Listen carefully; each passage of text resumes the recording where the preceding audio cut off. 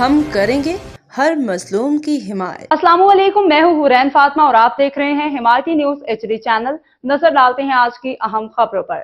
कराची से chief crime reporter Haji Abdul Ghani बारीजो की report के मुताबिक SHO मेमनगोट इंस्पेक्टर चांद मोहम्मद की कामयाब कार्रवाई सचल थाने के हदूद में एक सफ़ेद फॉर्च्यूनर AFR 2026 गाड़ी असलहा के जोर पर छीनी गई है। SSP मलिक डॉक्टर अब्दुल खालिक पीरजादा की हिदायत पर फौरी तौर पर थानों को इत्तला दी थी।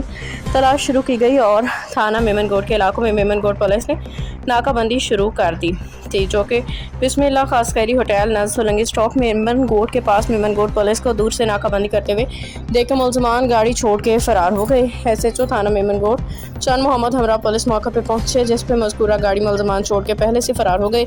SHO मेमनगोट पुलिस इंस्पेक्टर चांद मोहम्मद ने फौरी तौर पर SSP मलिक डॉक्टर अब्दुल खालिक पीरजादा और SSP Mir lead doctor Abdul Khaliq Pirzada ने SHO मेमनगोट और मेमनगोट पुलिस का शाबाश दी। खबर रहिए हर जगह हर वक्त, जानिए मुल्की और गैर मुल्की हालात व वाक़यात यकीन के साथ।